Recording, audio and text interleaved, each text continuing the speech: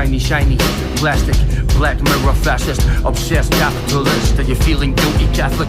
Pretty, picturesque Facebook status, happy family and happy marriage, like the magazine pages, superimposed with Photoshop and happy faces, where cancer doesn't exist, and your daddy lives for ages, and the black babies with the swollen bellies are only moments on your telly until you switch it off and put your makeup on.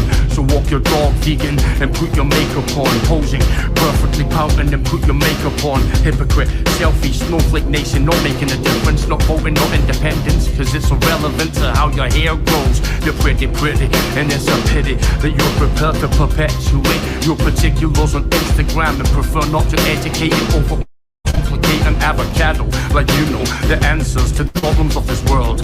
Meditation and mindful, however, realistically, having kids to feed on minimum wage and suicidal without letting your wife know. Cause I don't kill myself for fashion, not a psycho for the sake of it. Hate the name of it, and really ashamed of it. I hate the glossy, double tongue, so in circle, talky, trashy magazine, like Sebastian's dreams. Your friends are just old plastic, and it's lonely out there. I don't care about your implants or artificial intelligence, agony ants, chitty chat irrelevance, designer shirt and pants. So keep on spending, goodbye pretty people, it's such an ugly ending. Keep pretending, keep on telling yourself that you're so important, like everyone else, like everyone else, like everyone else. Pretty people, pretty people, pretty people, pretty people, pretty people, pretty people, pretty people, pretty people, pretty people, pretty people, pretty people, pretty people, pretty people. Pretty people, pretty people, pretty people, pretty people,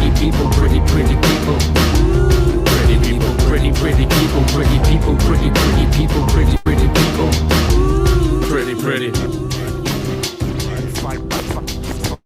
When you right, but you die to lose.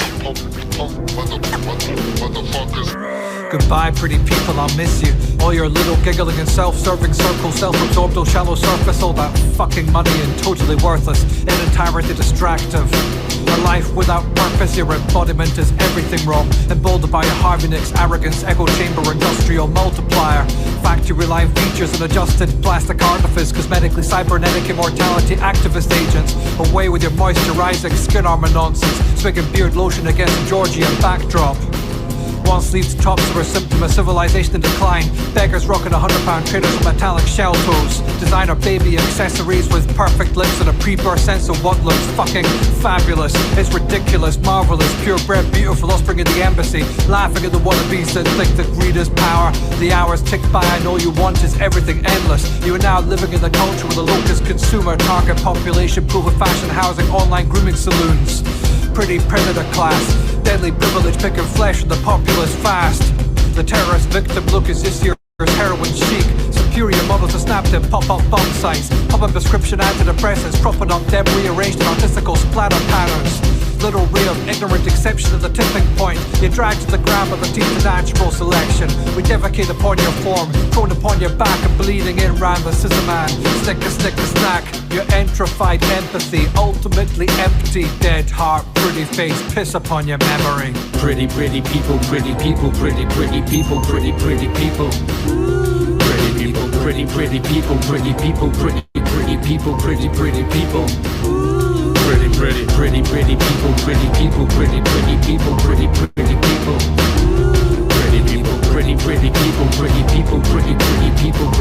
people. What is up, everybody? I want to welcome you to another Sleuth Intuition Live, March 6th, 2022. We got a nice lineup. We are going to start with a true crime classic. It's pretty much where I got the idea to do this live stream. And that was something that happened to a victim of Ted Bundy. One of the victims was able to get away, and she had no idea how close she came to dying, and she didn't even call the police. So, I mean, if we can find cases like that where maybe there was a creepy guy who maybe came running and grabbed somebody and then panicked and left, something like that. Maybe we may not find Bridge Guy amongst this group, but we might get some insight or a peek into the behavior of who Bridge Guy might be. But I do want to thank John B for becoming a member. I got a lot of stuff planned for next week, especially a contest. And I know Sweet Jules, thank you as well, recently became a member. I got some stuff lined up for you guys. But what we're going to do first is we're going to talk about this little Ted Bundy clip. We'll go into some voyeurism and what it means and what it looks like in and around Delphi. There was a couple cases that were in Kentucky, but these people apparently were suspected in other places in Indiana. And then there was a whole lot of trail attacks. A couple murders that took place on a trail near Indiana, some attacks. I think there was a case where a woman, she didn't even see it coming. She was just, somebody knocked her over the head. She woke up and she had been raped. So, you know, we don't know the details or the autopsy findings, but, you know, it could be something very similar. All right, so let's take a look here. Scene film of the stalking before a mass murder spree. Ted Bundy captured on camera. I knew that was my life flashing in front of me. And a local woman kidnapped by Bundy breaks her silence. When he said, "Don't even go there, you're never getting out of here."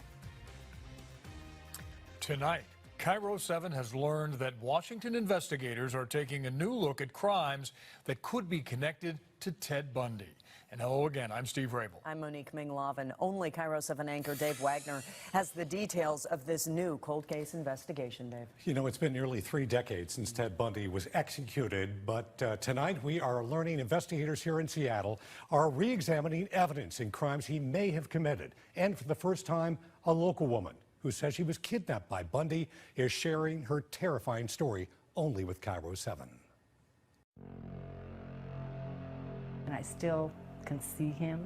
It is a voice you've never heard. Did you feel like you might die? Yeah, I did, yeah. And film you've never seen. One of America's most notorious serial killers. Ted Bundy was a charming man. He wasn't a charming man. That was a facade. Stalking his next victims at a Lake Sammamish picnic. He's not what people imagine, you know, a sexual predator, serial killer looks like. And a woman who says she's finally ready to talk about her terrifying ride with a man named Ted. When he said, "Don't even go there, you're never getting out of here," I knew that was my life flashing in front of me.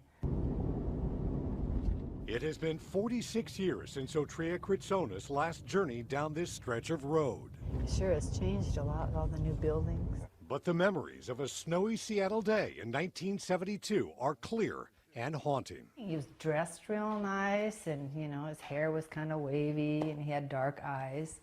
Handsome looking. It was in this area. This has all been changed, but it was right here. So Tria was 22 and says she'd waited nearly an hour for a city bus to take her to classes in Renton. Car pulled up to the curb, rolled down the window and said, "Hello, young lady, are you waiting for the bus?" And he goes, "Well, you know, I've come down Rainer Avenue and that's a long ways and there's not a bus in sight. Would you like a ride?" In the 70s, in relatively safe Seattle, the handsome young man seemed more friendly than foreboding. So you hopped in his car, not thinking it was going to be a problem at all? No, I thought how happy I am now. I'm in a warm car and I get to where I'm going. Thanks, Glenn. As the Volkswagen Bug took off down Rainier Avenue South, so Tria said it quickly became clear this would be no ordinary ride, and this was no good Samaritan. It was Ted Bundy. Right about here, everything changed. He started, you know, reaching under the seat, started yelling at me, "Why did you take this ride? Why did you even think about taking this ride? You're never going to make it to the school." And I thought, wow. You were thinking about jumping out. Yes. Why didn't you? I couldn't. There was no handle. No handle on the door? No handle on the door at all, nope. So Tria would soon learn it might be hair, not heroics, that could save her life. Many young women did not escape Ted Bundy, and some of their bodies were dumped here in remote areas of Issaquah. Others have never been found. It's also a place investigators believe Bundy trolled for more victims. It was the summer of '74, and employees of Rainier Brewing Company were enjoying their annual company picnic at Lake Sammamish State Park. In evidence never seen by the public until now, this film reveals how a day of fun became fertile ground for Ted Bundy to target his next victims. His Volkswagen Bug, seen here, offered a front row seat to watch women. That same day, in broad daylight, Bundy abducted Janice Ott and Denise Naslin from the park within 4 hours of each other. The Lake Sammamish cases where once he got them in the car, he would quickly hit them in the head with a tire iron or beat them with a tire iron. That was kind of his MO. Film shows police on scene to investigate the women's disappearance, with Bundy's car still in the background. The bodies of Ott and Naslin weren't found until 2 months later, dumped in a wooded area about 2 miles away. Where you're not going to go to your destination. Back in that VW Bug. I was sobbing and praying and, you know, pleading for my life practically. Don't do anything, don't harm me. So Tria says Bundy was driving her south on I-5 toward Tukwila. You should have never taken this ride and shut the up. She says Bundy's beratement led to a bizarre demand. He goes, "Take your hat off." And I said, "What do you mean take my hat off, my stocking cap off? What for?" I took my hat off and he saw that something was different about me. And he goes, "Why did you cut your hair?" I thought, why did I cut my hair? I keep thinking, did he stalk me? Did he see me somewhere? Was he waiting for me or was he watching me? He says, "Well, put that hat back on." And then he said, "Shut the up." And he's yelling at me, "You're never going to make it." He may have been involved in the rape murders of 36 women, all young and all with long brown hair. So Tria speculates the hair that she had cut a week earlier may have saved her life. He could have killed me. It was just thank God I had gotten my hair cut that I probably wouldn't be talking to you today. An hour into her odyssey, so Tria says Bundy dropped her off in front of her school, shoving her to the ground and reminding her of just how lucky she was. Yeah, so that's when I realized I was a lucky lady. So Tria says she told her family about the man, but not police. You know, I didn't talk about it because I was a little bit embarrassed about it. He was attractive, intelligent, and able to charm women and men alike. It wasn't until a year and a half later, while watching TV, that Tria says she realized she'd been picked up by a suspected serial killer. I knew 100% that was the guy, yeah. The Bundy evidence files we examined here in King County are expansive. I think he's responsible for additional murders. And Cairo 7 has learned that homicide investigators with the Washington Attorney General's office are taking a new look at who else Bundy may have targeted. Do you believe they are actively pursuing a DNA connection right now to Ted Bundy? I believe some detectives are. Seattle police investigators are re-examining evidence from this crime in 1966. You have to keep your eyes open and say, what about Bundy? Is that a possibility? While working at this Safeway in Queen Anne, Bundy is suspected of bludgeoning 2 flight attendants in their nearby apartment. Lonnie Trumbull died. Her roommate suffered permanent memory loss. Bundy never confessed to the crime. At this point, we kind of have a second eye going over it and seeing what kind of physical evidence is there to maybe address with 2018 science. Ted Bundy was executed in a Florida prison. His ashes were spread over the Cascade Mountains, not far from where he created so much havoc and heartache. And nearly 3 decades later, some of the answers to Bundy's past Jerry, I agree. in the landscape of the Pacific Northwest. The families deserve answers to what happened to their loved one. A place of grandeur, grief, and gratitude. You must feel lucky. You are a woman who survived Ted Bundy. That I am. I'm more than lucky. I just thank God I'm alive every day. Now, when it comes to the bludgeoning and murder of those 2 flight attendants in Queen Anne, Seattle homicide investigators tell me there are similarities to the way Ted Bundy killed 2 women at the Chi Omega sorority house at Florida State University. With improved forensic technology, the hope is detectives might be able to one day solve that Seattle crime. Boy, his evil still lingers, doesn't it? It does. All over this area. Yeah, you'd just like to be able to close those cases. It would be nice. Amazing story, Dave. Now, you can look through dozens of rarely seen crime scene photos by going to Cairo7.com. So there you go. So, I mean, imagine the girl, she didn't even call police. She just told her family what happened, and they were like, wow, you know, that's crazy. And she says that she thinks it's because she cut her hair. And I remember watching a documentary about Ted Bundy, and most of his victims resembled his ex-girlfriend, I believe. So that probably saved her life, if you think about it. You know?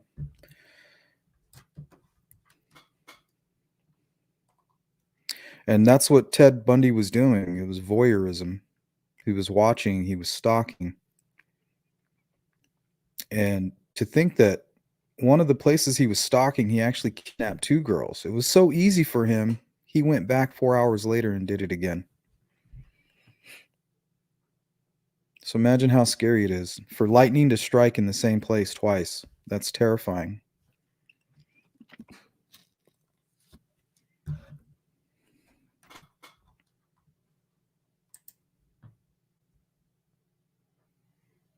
Yeah, that's when you know that this killer is at his peak. And they evolve. You know, MOs change. MO, you know, the MO could evolve. It's not going to stay the same. These killers evolve, you know.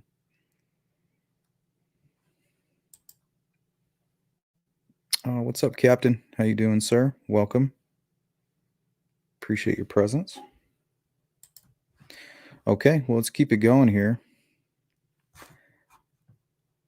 Now we're going to dive into cases of voyeurism in and around Delphi. Well, actually, none of them are in Delphi. But some of them are pretty close. You know, they're all within driving range, except for these 2, one out of Wyoming and I think one out of Kentucky.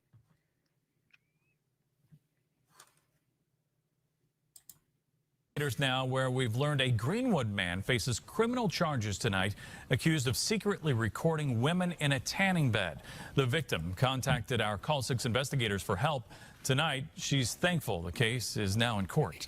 Call 6 investigator Kara Kinney joins us now with the story. Kara? That's right, Todd. Susan Miller says she had just finished undressing when she saw a camera phone like this one pop up over the wall at a Southside tanning salon. She says the person who did it was Joshua Adcock of Greenwood.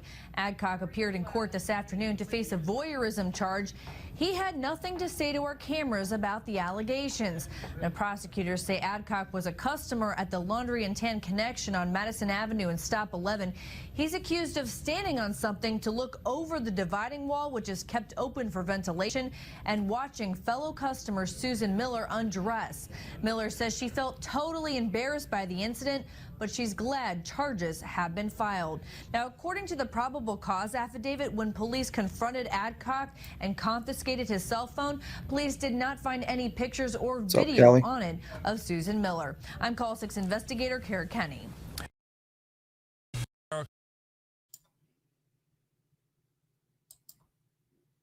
Okay, so imagine you're just trying to get your tan. And I'm assuming it's not easy to get a tan in Indiana. Like, it's not something you can do maybe but what? Maybe 2 months out of the year if you're lucky. Now hit the beach for a moment, go to the local lake, river. So I'm assuming, you know, just imagine you're going in to get your tan and you see a camera. Like, imagine how creepy the guy must be where he's like, okay, I got to film this girl. Like, I got to risk my freedom for this one shot, you know?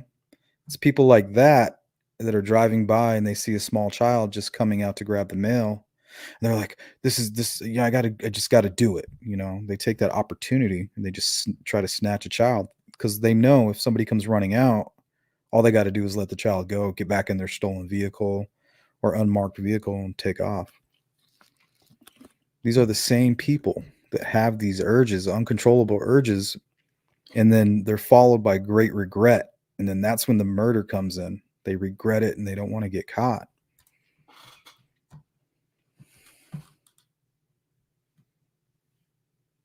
Okay, let's keep it moving here.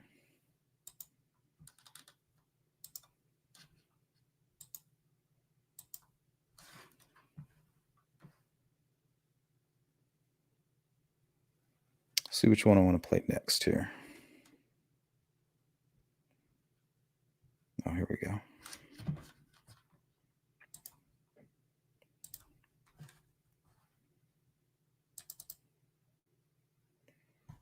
And a couple of these are from Carroll County, Kentucky. So you can kind of tell by the logos from the media. It'll kind of give you a little bit of hint to the type of location, but I think I have one or two that popped up.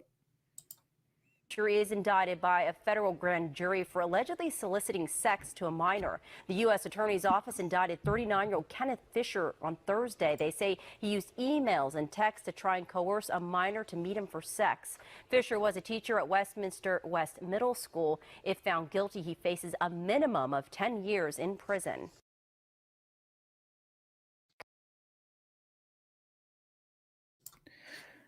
See, to me, that's the worst. You let your kids, and you're paranoid. To all the parents out there, you know what I'm talking about. All day you're not with your children, you're paranoid about it. So imagine that paranoia, which in the back of your head, you try to convince yourself it's all paranoia. You got to let them have freedom. You got to let them, learn how to adapt to this crazy society we live in. And then your worst fears come true. Your teacher is like spying on your child. Man, I just couldn't imagine the rage. It kind of reminds me of what's going on with Cain Velasquez, the old heavyweight champion of the UFC. I mean, somebody was molesting his child and he just went apeshit. He didn't think about anything. He didn't think about his career. He didn't think about the next 5 minutes. All he knew is that this guy was going to die a brutal death. So it's like the evil just went into him. This is all evil here now. He just became a victim of the crime himself. It's just horrible.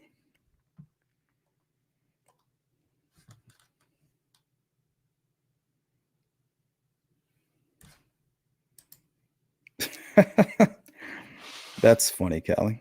No, yeah. I don't know. Yeah, but we got a lot more to cover here. It's not just tanning salons. I mean, this stuff is happening everywhere.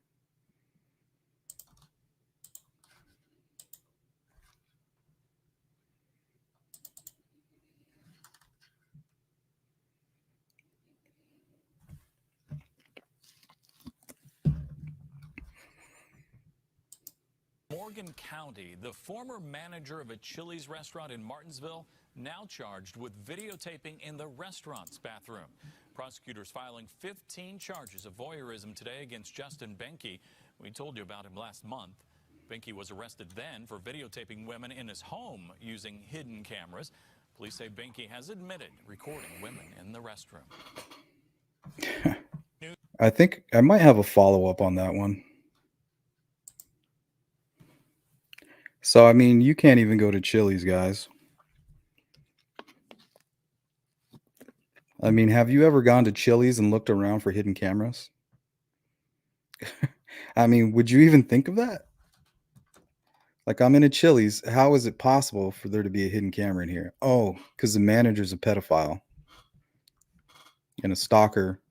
I guess, I mean, yeah, if he's videotaping women and children, it's basically what makes him worse. It makes him that and more.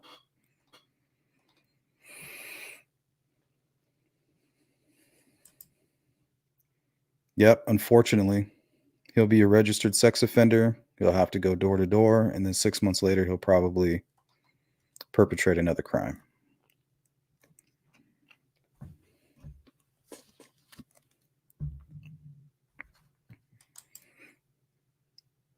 Yeah, Izzy, I agree.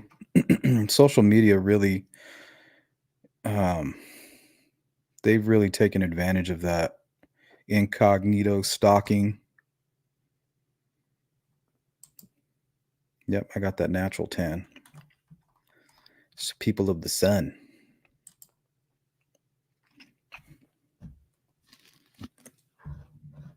And I really don't need any suntan lotion or whatever. Like when I go golfing, everybody's spraying all this shit on, and I'm just like, let's go.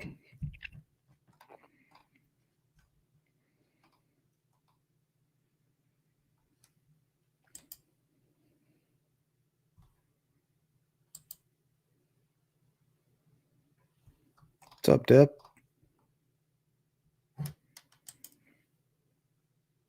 Yeah, Jules. Imagine you go into your favorite restaurant. It's date night. You're with your loved one. Everything's romantic. And your stomach is just like, whoa, I'll be right back. I'll be right back, babe. And you're in the restroom. You're getting yourself all ready. You're like, and then you look up and you're like, is that a camera?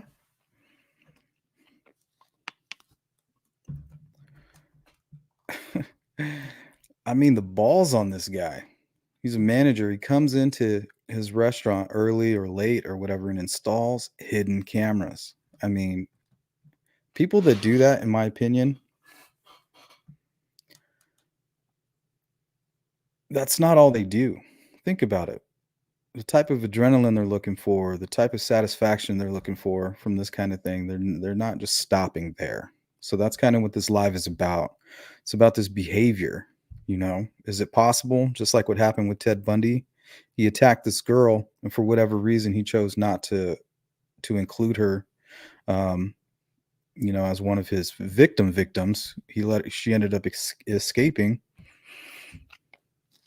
and it was right around the time where he was really active. So I mean, she really lucked out. She didn't call the police. I think later on she did file a report. I think, if I'm not mistaken.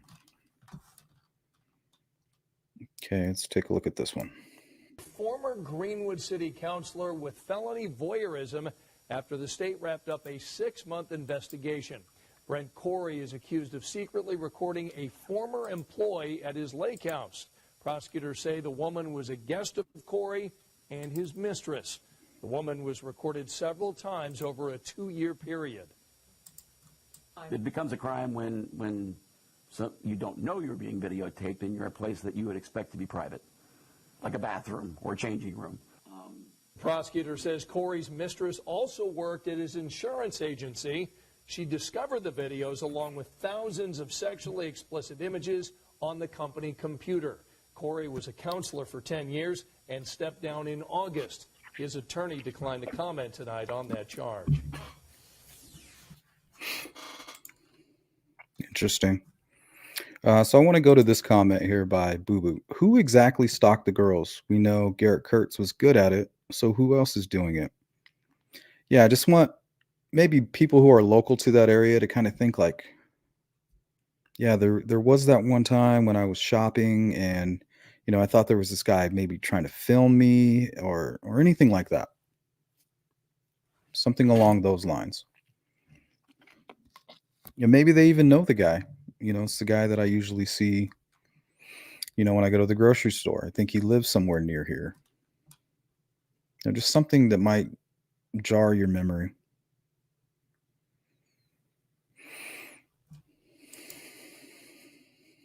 Frank C., what's up? My bearded brethren. He says, hey, Sleuth, I wonder if you can get a gadget that will let you know if there's a camera in the room watching you. I know that there's surveillance tools that detect surveillance. I'm sure that includes cameras. I don't know if it's just a frequency or how they work. I don't know too much about it, but that's a great idea. Yeah, and I doubt there's any hidden cameras in the men's room. So ladies, this is some education for you. Be careful.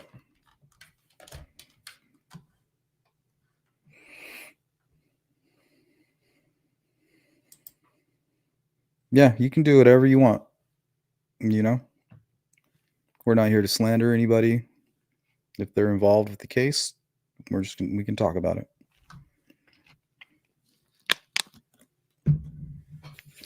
I'm not here to be the morality police and tell you what you can and can't do and, you're a bad person because you did this or you did that. And that's not my job.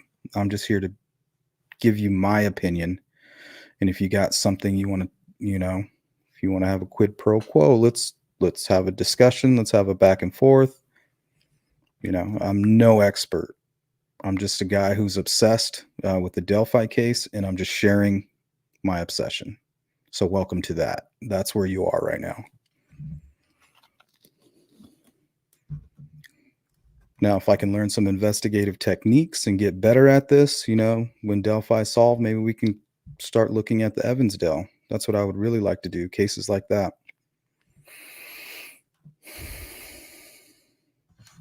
Let's take a look here. Indiana minister on charges of sodomy and sexual abuse against a child. 63-year-old Duncan Aker is pastor at Greensburg Christian Church, but the charges come from his last church in Vanceburg, Kentucky. The Night Beat's Jenny Runovich talked with members of his Indiana congregation who are trying to deal with the shock of seeing their pastor in custody. Shock, disbelief, and anger tonight, especially since the alleged abuse involved a child under 12 years old. In Greensburg, neighbors say Duncan Aker was more than a minister. He's just a nice neighborhood man from the time that he moved in the neighborhood. Mowed lawns and helped with gardening and helped carrying groceries. Debbie's mom attended church at Greensburg Christian, where Aker is a pastor. Now, they've learned the man who preached here is accused of violating a child. I'm not going to believe this until somebody can prove it to me. I just can't believe that he would be involved in something like that. Greensburg police arrested Aker last week on a warrant out of Kentucky. They jailed him here, then extradited him south. Aker was a minister in Vanceburg, Kentucky before moving to Indiana. State police there have been investigating him for 4 months. A grand jury indictment alleges Aker sexually abused a child in Kentucky multiple times between 2007 and 2010. The abuse, it says, occurred in Aker's car, his home, even inside the church where he preached. Makes me angry, very angry. Rhonda Rigby attended Aker's current church in Greensburg, but only for a month. I just started getting some bad vibes. I watched him with other kids, seemed to like him, but he said that he always made sure that he was out in the open. I kind of, that made me suspicious of why if you're not guilty, then why do you have to say that? Rhonda says she just didn't feel right around this minister. Still, the alleged crimes against a child, especially inside a church. Oh my Lord. It's just really shocking.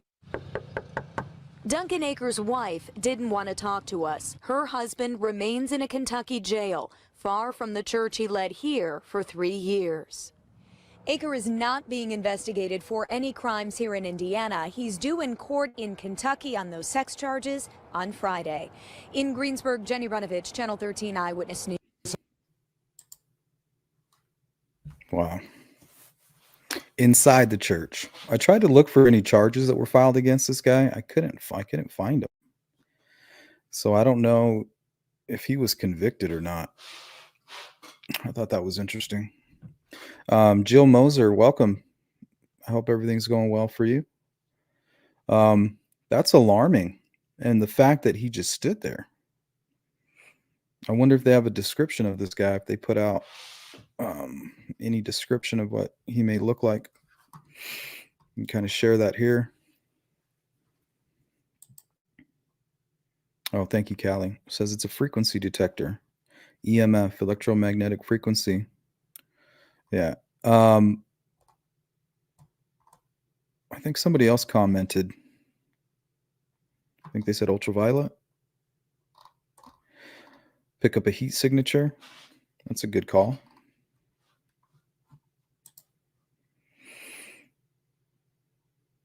Oh, Sloopy. Sloopy says, we had a creeper in our neighborhood who used a drone to look in second-story bedrooms. Yeah, I mean, let's say you're in your apartment. You live a few floors up. You're not thinking somebody's spying on you. There's no buildings across from you. But lo and behold, there's a drone filming your every move.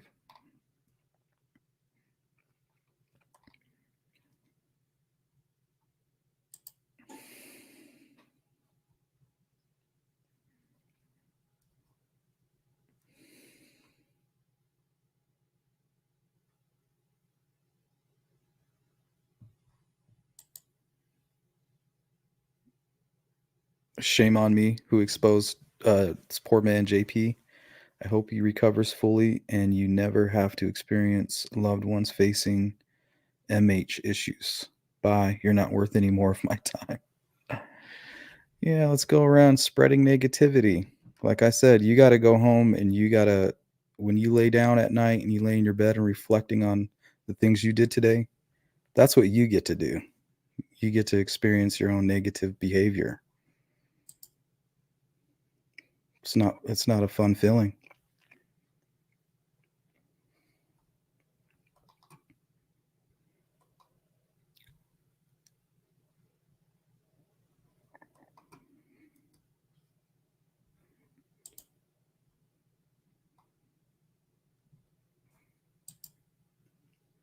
Bye. Don't let your negative door hit you on the butt on the way out. That's the kind of door that just keeps slamming in your face. Boom, boom, boom. Why won't nobody listen to me? Because you're a negative person, and it's a gross feeling when you're around that.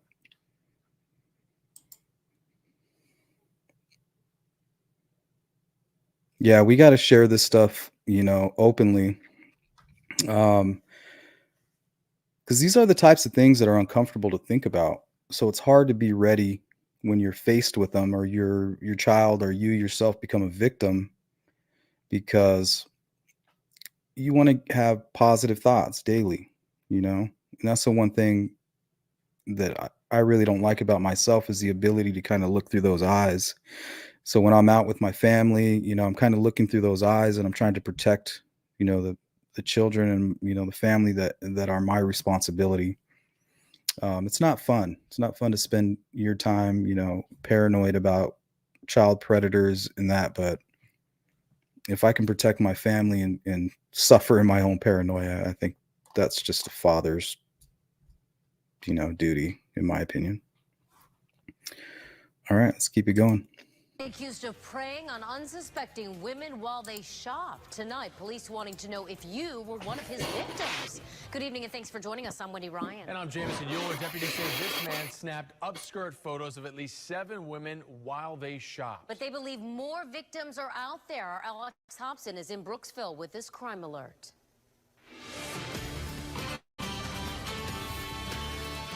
Nasty, dirty, disgusting. Still freaked out from an incident that happened back in November. Tammy didn't want us to show her face on camera, Yikes, but she Annie. certainly wasn't surprised his mugshot made it back in the news. Something right out of a movie. I mean, just creepy, just scary looking. This is Eric Walters of Fruitville Street in Brooksville. Records show he was just released from prison in June for a slew of drug charges, but police say he hasn't laid low.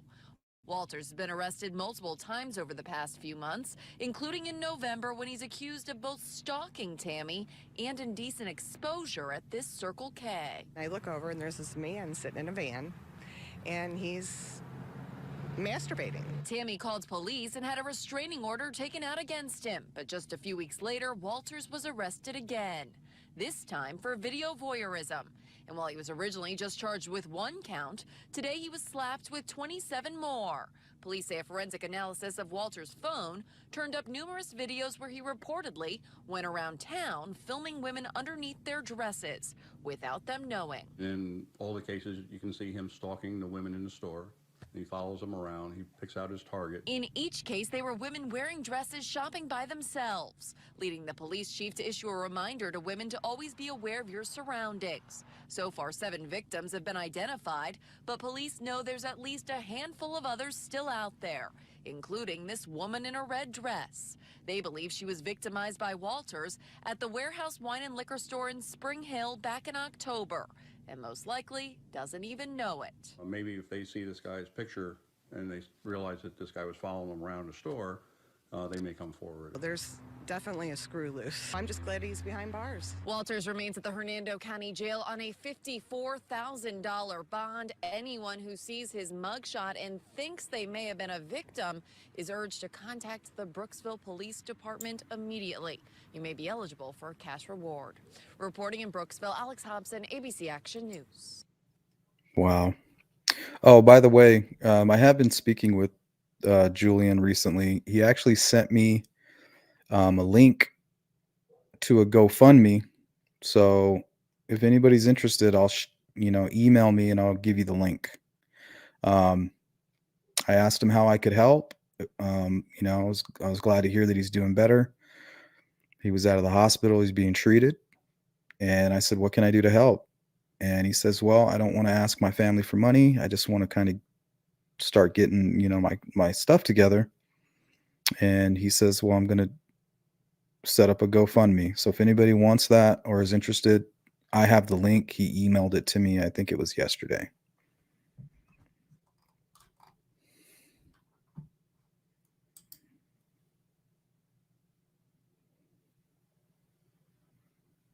Yep, he kind of reminds me of the pastor, the Greensburg pastor from 2015 who was arrested for sodomy and stuff within the church. There was that one lady. She says, I'm not going to believe that until you prove it to me. She was like in denial. This guy was just like the BTK, part of his church, going to family outings, having barbecues. It's just unbelievable. So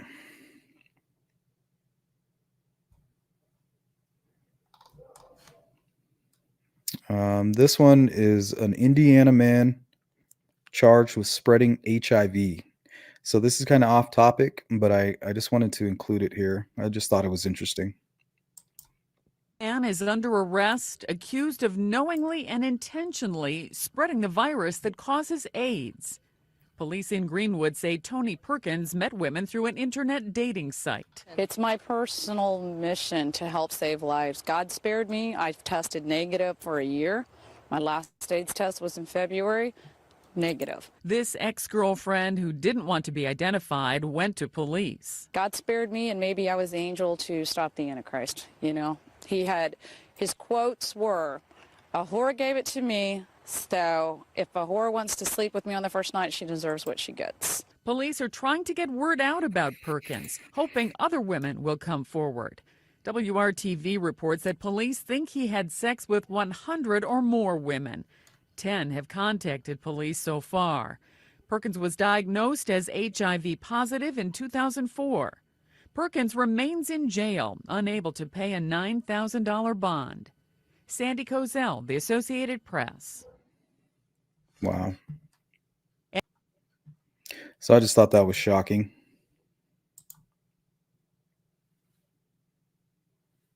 And this one was a little sad to watch.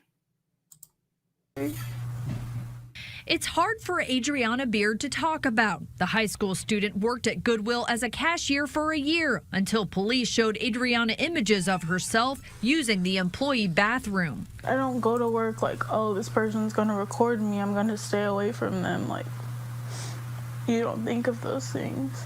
The 17-year-old says Goodwill should have known this would happen. Richie Lee Hodges is a registered sex offender with recent convictions for voyeurism and child pornography. Records show he served prison time from 2012 to 2014. I know that Goodwill hires felons, but I just didn't expect them to hire people with this kind of record.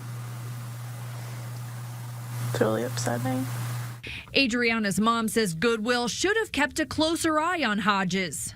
If he was a bank robber, and would they let him work there, and would they double check to make sure he's not robbing Goodwill? I don't know. She hired attorney Dan Chamberlain, who tells us there are possibly 18 victims. Goodwill clearly violated their duty to their employees and to the volunteers and to the other people that would use Goodwill as a place to not only donate, but also to purchase items. And frankly, it's just a violation of trust, and you can't get that back. Hodges told us by phone he did it to get back at Goodwill for not addressing what he calls lazy employees. Sorry for the people that got involved in my irritation. That's what happens when you get isolated and you don't have your support group. It just gets out of control. Adriana quit her job at Goodwill, but she still has anxiety about using public restrooms like this one. She's always looking for the camera. At school sometimes, I'll just like check and make sure like no one's watching me. It's just heartbreaking for me to think that that's something she has to deal with. They're speaking out to encourage Goodwill and other employers to revisit their hiring and supervision procedures. If they are going to hire people like this, that they need to let the coworkers know, especially if they're minors. Let them know and let their parents know, like, hey, someone like this works here. Are you sure you want your child to be here? Kara Kenny, RTV6. Yeah, that one was specifically disturbing because that young lady's going to be traumatized for the rest of her life. And all the people in her life now feel helpless.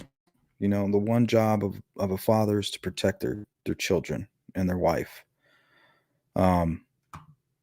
So they're now victims. They feel like failures. You know, they have trauma too. But nothing like this young lady. Yeah, she's not going to trust anybody for a long time, if ever. It's insane. Yeah, she's very smart.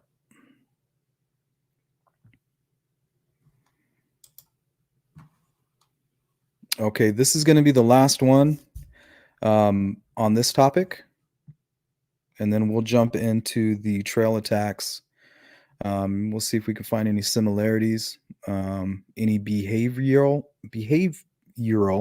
sorry, that word's difficult for some reason. See if we can find any similarities here, or if anything, gain some insight into that thought process. 3 minors are facing charges today in connection to 2 armed home invasions in Carroll County. According to the sheriff's office, they happened last Wednesday. Off topic, but first happened about 11 p.m. at a home Carroll on County. Pleasant View Road.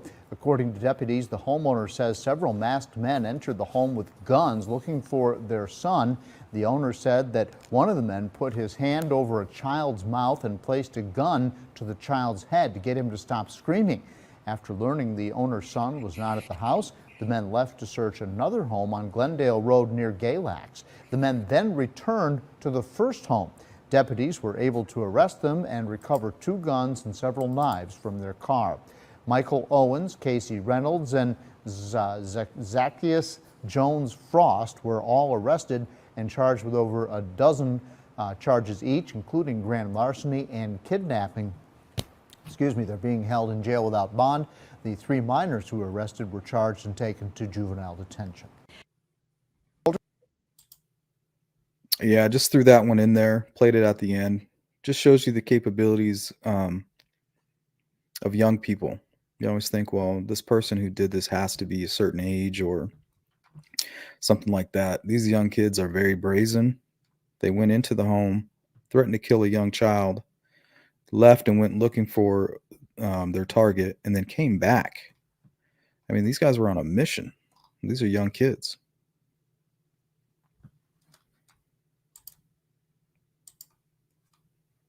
Okay. Now, these next little news clips are very shocking. And hopefully this will be kind of an educational piece as well. And these are cases in and around Indiana as well.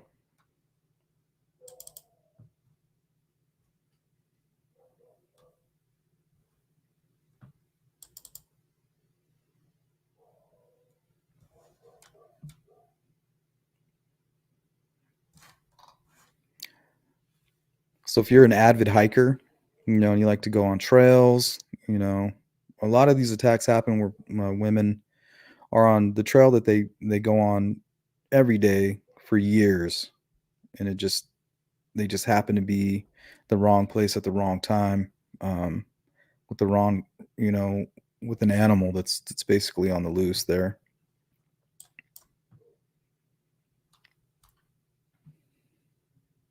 Fall and the Ridgefield Trace bike trail linking Woodstock to Crystal Lake provides cover for a man to lurch out with a hammer to attack a woman who was walking the trail as it approaches Oak Street in Crystal Lake. Michelle Prather heard it all from her home 200 yards north. We heard some screaming. We just thought it was maybe neighborhood kids, but then we kept hearing it over and over, and it was a clear help. So that's when my husband and I started to run towards what we heard. What they discovered was a woman bleeding heavily from the head and another who tried to help her, her bike cast aside with cuts to her arms from the same assailant. McHenry County Conservation Police and other local forces responded some 1 to 2 minutes after Prather's husband called 911. The couple then heard the initial victim's tale of fighting back. She didn't want to sit down because she didn't want to pass out or anything like that, but she just was covered. You can tell she had a head injury. The McHenry County Conservation Police say they are looking for a Hispanic or Filipino man in his mid-50s, 5'7", clean-shaven, with a stocky build and wearing a Green Bay Packers hat, forest green sweatshirt, and dirty jeans. It is very quiet back there. So quiet indeed.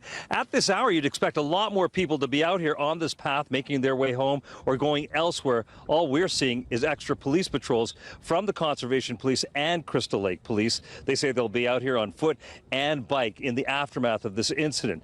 As far as those victims go, they were both taken to the hospital in McHenry, the Northwestern Hospital, with non-life-threatening injuries. Reporting from Crystal Lake, Ravi Bajwal, ABC 7 Eyewitness News. So we got an update on this one here. Yeah, can you believe it? This guy's beating on this woman with a hammer. Imagine if those people didn't come to her rescue.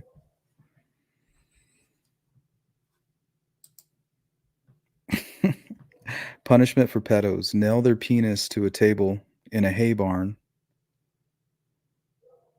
Set the barn on fire. Hand the pedo a knife on their way out. Oh, man. That's like that movie Saw.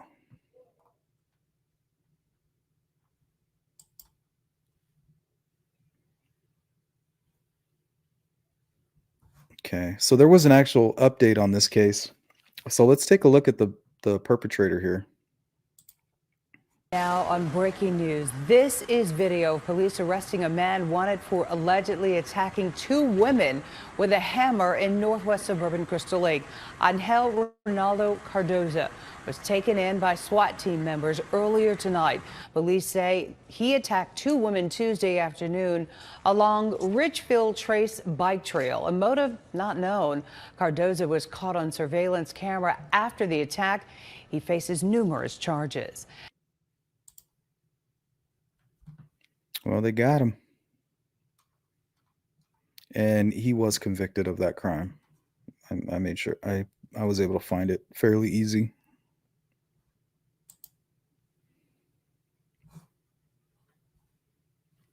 And I believe this is a case of a flasher out on the trails. So, I mean, do we think Bridge Guy could be Tonight, women across Central be involved in Indiana are that? breathing a sigh of relief as a man accused of watching their every moment and exposing himself to them is now off the streets. RTV6's Ebony Monet spoke with some of those victims and joins us live now with more on the suspect's long history as a sex offender. Ebony? For the past 2 weeks, there have been several reports of a man in a white pickup truck exposing himself. The most recent report actually brought investigators to a gas station in Greenwood, where a truck matching that description was captured on surveillance video. I knew exactly what car I drove and what time I left. It's an encounter she won't likely forget. So I get in my car, lock my doors, and then I put it in reverse, and my headlights are shining on him, and I noticed his pants were down. Brittany Hall thinks this flasher was waiting for her in the parking lot of her Franklin apartments last week. I think he was waiting for me because he was watching my apartment for like 30 minutes, and I'm the only young female that lives in my building. Johnson County authorities think this flasher could be Justin Wagers. The Martinsville man is a registered sex offender with a 2004 conviction for vicarious sexual gratification. Morgan County officials say he exposed himself to 2 girls under the age of 14.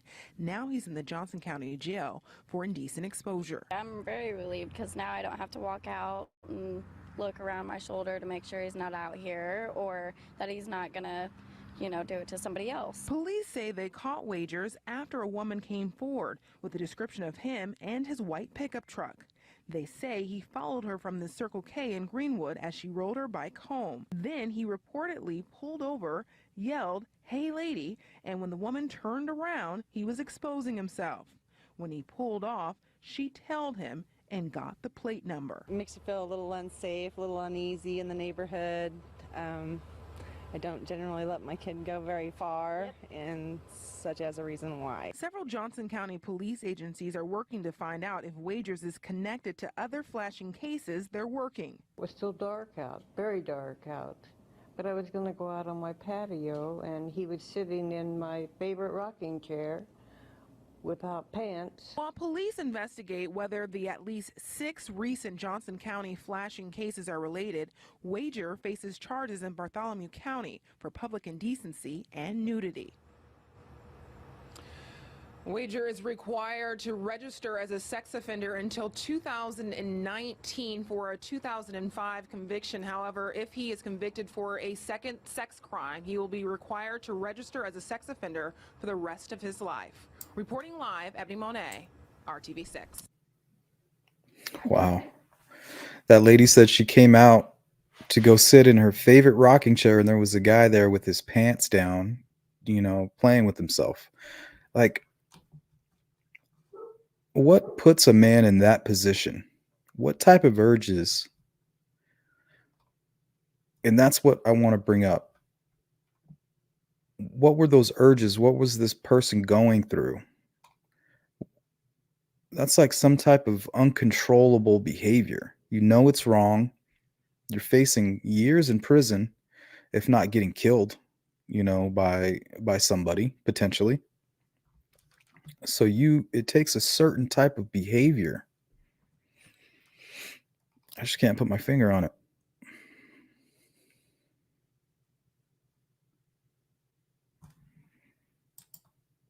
There you go, Frank. Yep. Just remember, gun rights are women's rights. It's a great equalizer. Nobody even has to know you have it. You know, just practice gun safety within the home. Okay, now this next one is a very popular case, but it fits right in. So let's take a look here. Police have made an arrest in the 1988 homicide of April Tinsley. Good evening, I'm Kaitor K. Police arrested a man this morning in connection with the April Tinsley case. 8-year-old April was abducted from her neighborhood in South Central Fort Wayne back in 1988 as she walked to a friend's house. 3 days later, her body was found in a ditch in southern DeKalb County. The cold case has since been featured on many shows, including America's Most Wanted and Crime Watch Daily. Fast forward 3 decades later, it's the news family and friends have been waiting to hear. According to court documents, 59-year-old John D. Miller of Grable confessed to raping Tinsley and killing her after DNA evidence linked him to the crime.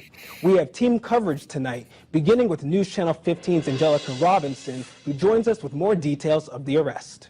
Kaitor, 8-year-old April Tinsley was abducted from her Fort Wayne neighborhood 30 years ago. Her body was found 3 days later, and after decades of searching for her killer, police believe they finally have that man in custody. When police called 59-year-old John D. Miller in for questioning, they asked if he knew why they wanted to talk with them. According to a probable cause affidavit, he replied, April Tinsley. It's Fort Wayne's most notorious cold case. April 1st, 1988 is the last time anyone saw the 8-year-old girl alive. Police canvassed her neighborhood after April's mother, Janet Tinsley, reported her missing. 3 days later, April 4th, her body was found in a ditch near County Road 68. She was molested, suffocated. Her death ruled a homicide. A forensic exam of her underwear revealed DNA from an unknown male. But it wasn't until 30 years later that police were able to find a match. DNA from condoms found in 2014 matched the DNA in Tinsley's underwear. And in 2018, the suspect's DNA was narrowed down to 2 surviving brothers.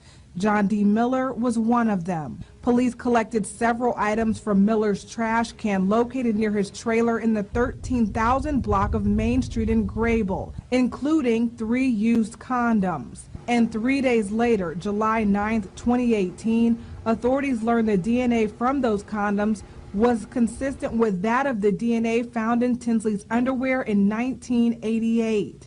According to a probable cause affidavit, detectives told Miller they had a DNA match in the rape and murder of Tinsley. That's when Miller admitted to abducting Tinsley from Hoagland Street in Fort Wayne, taking her to his trailer and having sex with her. He reportedly told police he choked her to death so that she would not report him to the police. Then he dumped her body the next day. Miller is now booked in Allen County Jail. He's scheduled to appear in court tomorrow morning. In studio, Angelica Robinson, News Channel 15. Wow. I mean, you can be familiar as you can with this case, but it's still disturbing. Laura, I don't know what you mean by that. Getting angry at you saying they control it. Well, first of all, you shouldn't be getting angry at all. You know, so you need to correct that behavior, and then we can kind of address what you're trying to get across here.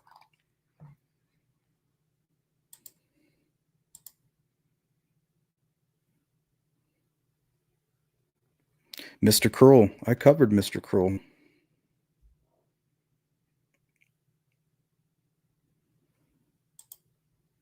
Yeah, lock him in the room with all the men and any of the willing women.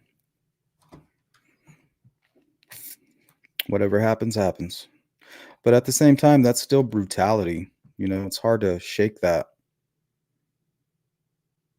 You know, you see somebody do brutality, and then in return, you want to do brutality. It's just like, it's just a perfect plan for the devil. Creates victims and then turns the people who love those victims into victims as well. It's horrible. That's why preventing these things and seeing them coming, I think, is the best possible outcome. Being proactive, you know?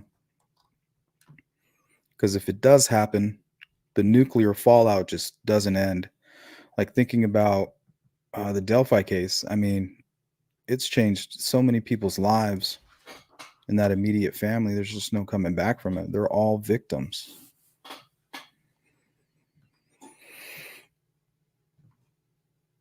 Yeah, that's a tragic case for sure.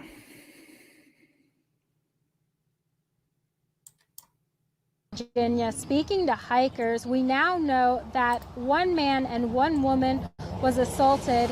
One is now dead, the other one severely injured. A suspect is in custody in Southwest Virginia jail in Abington.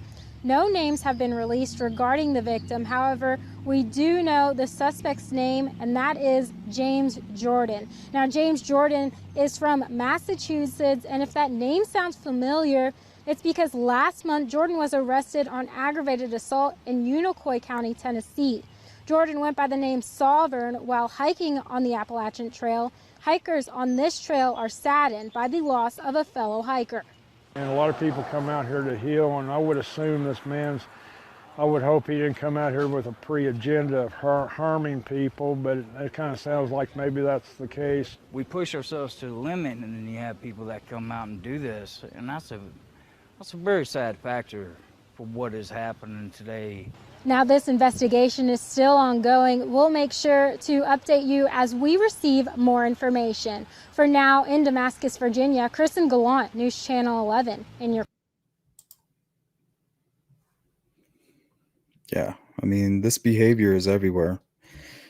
And we always think about Indiana being like this place where, you know, this stuff goes on more than anywhere else. But that's just because we're looking at Indiana when we're dealing with, you know, the Delphi case. So we have it under this microscope. But if you take that same attention and focus it on your own state, you're going to see that it's just as bad, if not worse.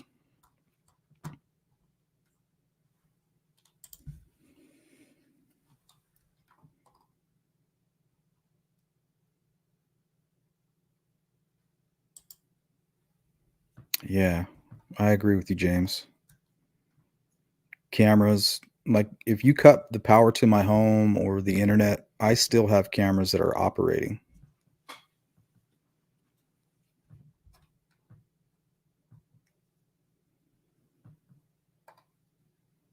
Everything's on backup.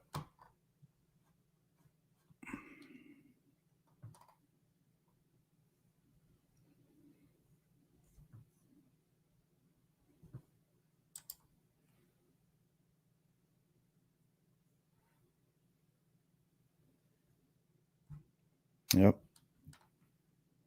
All right, because of time, we're going to try to speed things up because I really want to get into some Delphi discussion. I have there's some videos that I have here that I haven't seen yet. They may be new for you guys as well.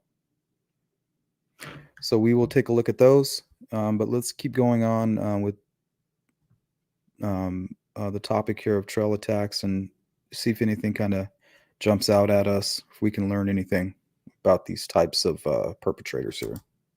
In the middle of the day, a woman was riding her bike down this path on Tuesday when she says she was attacked by a man on a bike near this tunnel by I-65.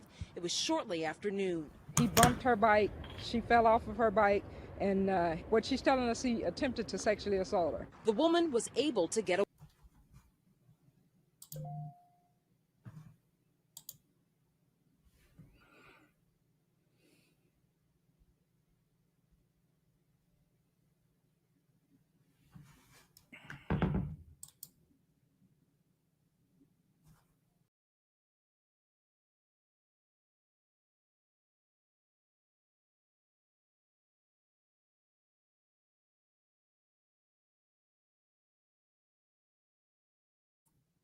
There we go. Sorry about that.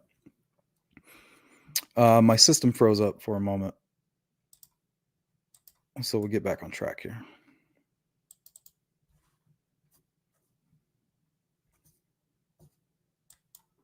In the middle of the day, a woman was riding her bike down this path on Tuesday when she says she was attacked by a man on a bike near this tunnel by I-65.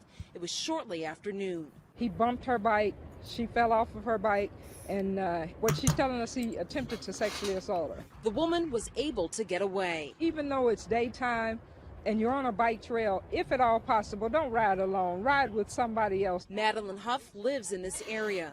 It's definitely alarming and kind of nerve-wracking. The path winds through Indiana Dunes National Lakeshore Park and hugs Robinson Lake. Very calm. You have older people running, biking, you know, midday where there's kids riding bikes with their parents. This is a calm area. Corporal Gabrielle King says the woman was treated and released from the hospital. They planned extra patrols in the area. When they're not on calls, then they'll be patrolling the area.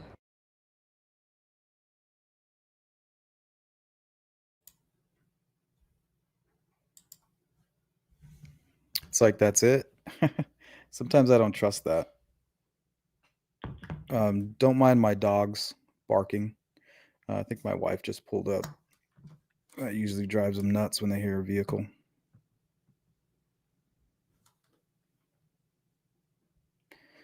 Okay, so this one here is actually something that I've covered before, but I just felt like covering it again. It's more of a recap. So let's take a look here. People are now reacting tonight to a serial flasher down south in Bloomington. Bloomington police are hoping that this new sketch will help them catch him. Now, they released this picture today along with the area where these incidents have taken place. In the past 2 weeks, the man has exposed himself to at least a half dozen women on the northeast side of Bloomington. Police say he follows the women, then exposes and touches himself inappropriately. Well, today we spoke to women who live and even walk through that area. I've thought about it when I walk like alone at night, but usually I think I'm in a pretty safe area, and I have friends that are always around and texting me and stuff like that. He said he's walking around exposing himself. I don't think that's like a police matter then at that point. And if you recognize this man or even see him, please call Bloomington Police immediately.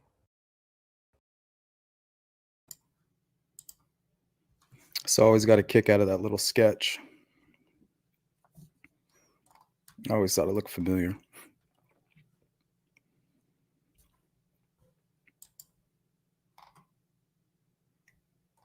All right, I'm going to kind of spend some time here in the chat after I play this last one, and then I'll go ahead and get the results on that poll that I put up.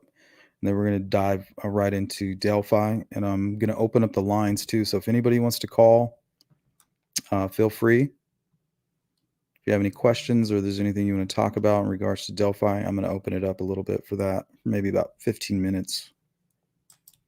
For you all day, the Verona Police Department is still searching for the man who allegedly attacked a woman along Military Ridge State Trail.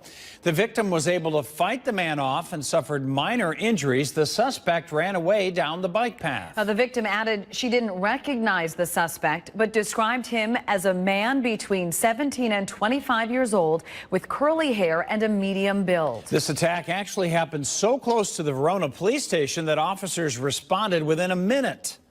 Pretty brazen for somebody to take those kinds of actions so close to the police department. Whether or not they knew the police department was here is another factor. We don't know that for certain, but it is kind of jarring that somebody would take those steps to victimize somebody so close to our building. NBC 15's Gabriella Russ joins us now live just off the trail. Gabriella, neighbors say they're on high alert. Yeah, neighbors tell me they've always felt very safe when out walking, riding their bike, or jogging here on Military Ridge State Trail. And now they're taking steps to ensure their personal safety.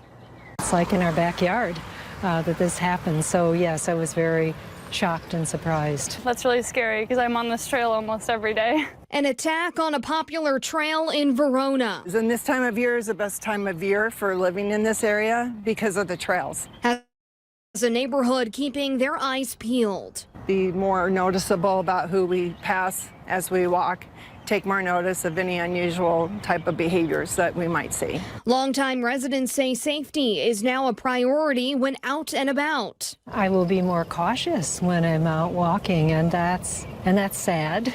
Sad to have to do that because this is Verona's has always felt like a very safe community. And I always run alone too, which is even scarier, and I listen to music pretty loudly too, so maybe I should not do that. When using the state trail system, the Department of Natural Resources says you shouldn't go alone. Be cognizant to your surroundings. This isn't unique to a trail system, to Dane County, to the state of Wisconsin. And if you can't, share your plans with others. Let somebody know where you're going, how long it's going to take you, when you expect to return. Most neighbors say they won't be scared into staying inside. This is part of my life and my community, so I'm not going to be compromised in what I want to do. And plan to look over their shoulders next time they're out for a stroll. But it's really sad that we can't have the freedom to be able to walk out when it's still light, basically at 8:30 at night still. Yeah, it's sad we even have to think about that. And Verona police are working with the DNR to investigate this incident. If you have any information, you're asked to call Verona Police. Live in Verona, Gabriella Rusk, NBC 15 News. Yeah. Did you hear what he said? He says, no matter where you're at, you got to be worried about this. So I actually forgot that there was one more that I wanted to share before we start diving into the Delphi stuff that I put together that's very specific to that case. So take a look at this. Michiana, this is ABC 57 News. Thanks for joining us for ABC 57 News at 6. I'm Tiffany Salmon. And I'm Brian Coneybear. Developing tonight, a young woman's walk in the woods turns terrifying when a stranger knocks her unconscious and allegedly sexually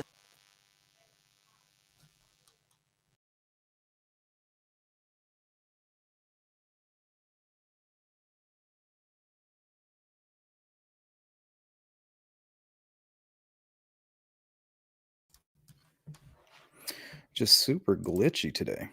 Let's try that again.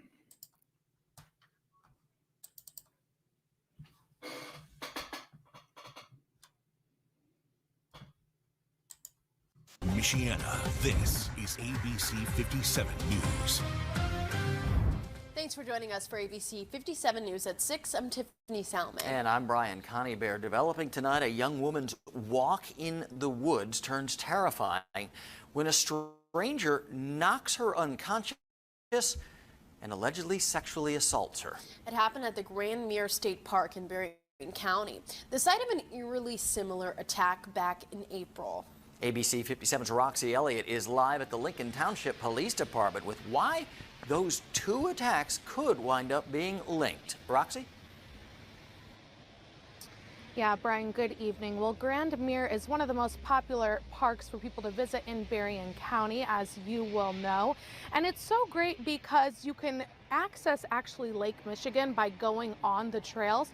And it's also easily accessible from Red Arrow Highway, which is a corridor to I-94.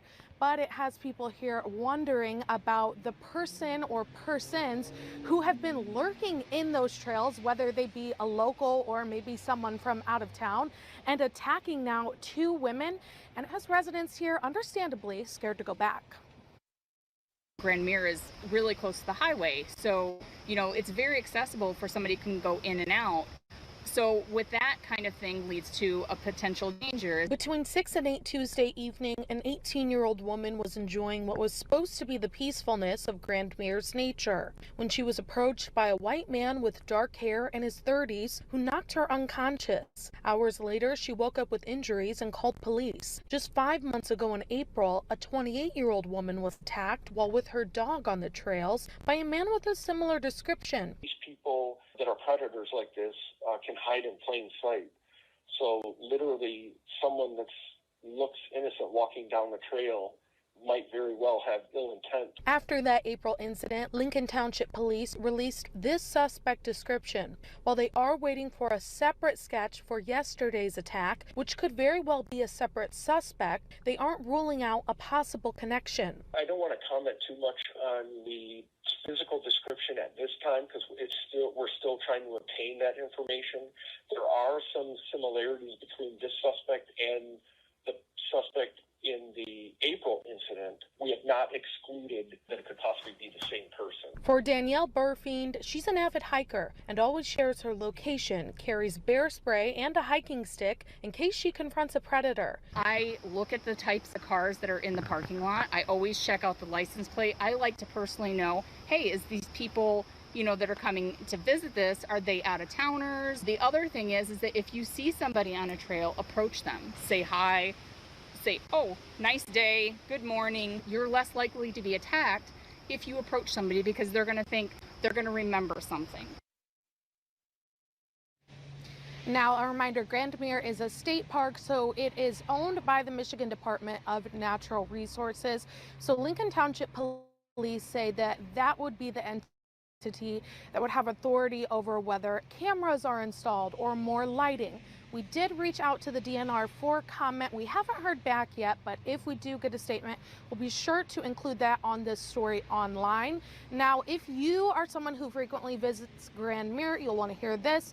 The police are also asking people who have game cameras or potentially you have any type of video footage.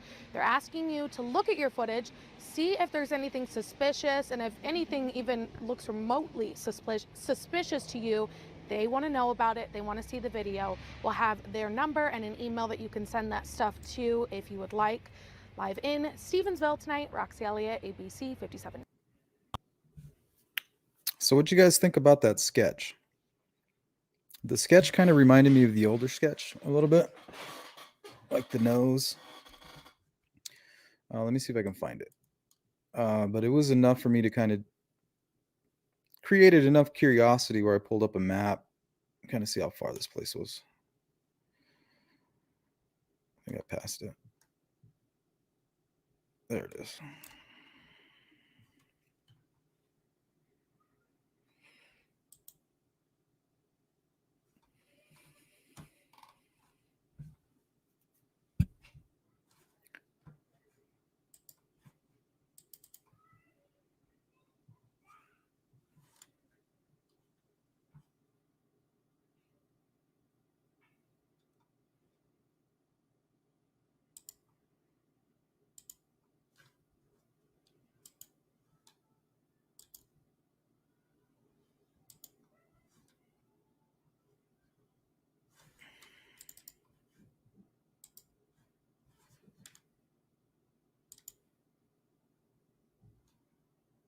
What do you guys think?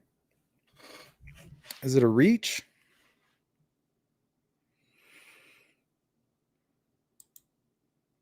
While they are waiting for a separate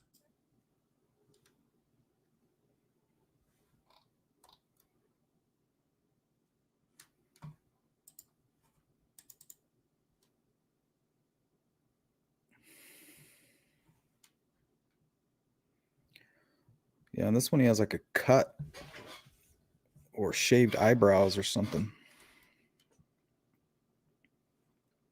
But this is the map I pulled up. I took a little screenshot for you guys.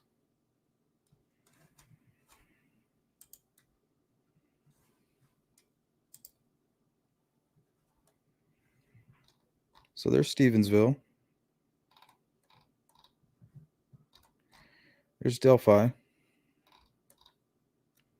It's about a 2-hour drive. Whatever that means.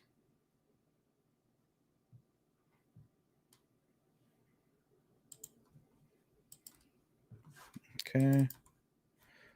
So, I mean, you guys can, if you want to take a closer look at that information, you can always rewatch. But because of time, I got to keep it moving here. I'm trying to keep it right at 2 hours if possible. Okay.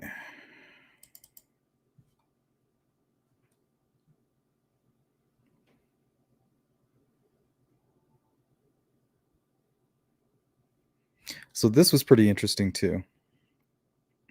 This actually happened in Delphi about 5 days before the double homicide took place. So I was going to do this as like a confirmation bias test, but it seemed too deceiving. So I went away from it. But here, I'll let you guys take a look.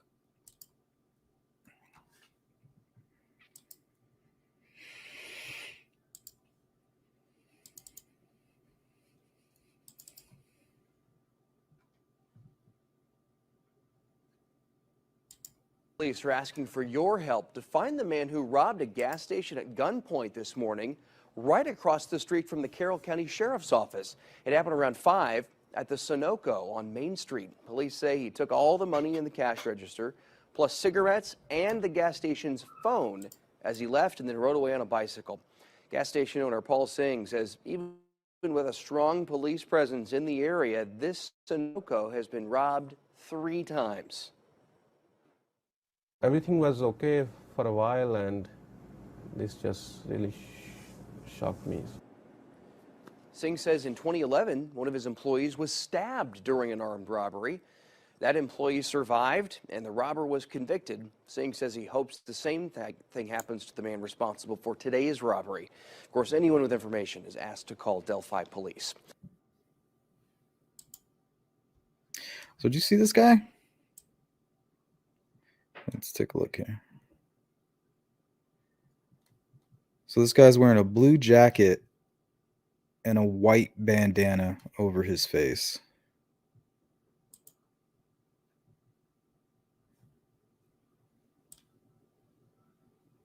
Look at that. And this is 5 days before the murders, right across the street from Carroll County Sheriff's Office. And it connects basically where you can hike along the creek and actually go underneath the freeway. That's right where this Shell station is.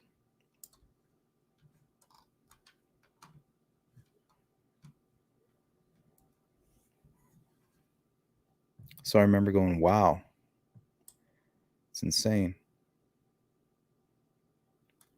But later that day, behind bars after police say he robbed a gas station at gunpoint this morning right across the street from the Carroll County Sheriff's Office. Police say the man in this surveillance video is 33-year-old Christian Aguilera. The robbery happened around 5 o'clock at the Sunoco gas station on Main Street. Aguilera allegedly took all the money in the cash register, plus cigarettes and the gas station's phone as he left and rode away on a bicycle. Gas station owner Paul Singh says even with a strong police presence in the area, the Sunoco has been robbed 3 times. I think the state should give them a maximum sentence so we can stop these situations. Chief of Police Steve Mullen said Aguilera was taken into custody at his Delphi home following the investigation. Mullen said Aguilera was also wanted on a Carroll County warrant for probation violation. He's being held on a $75,000 cash bond.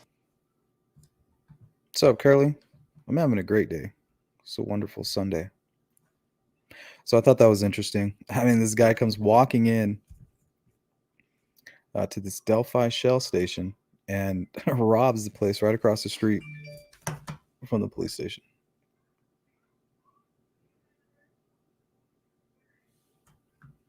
It's crazy. So what I have planned here for the rest, I'm going to go ahead and show some videos. I've never seen these before. I don't know if you guys have. If not, great. If you have, awesome. But we'll take a look at these here.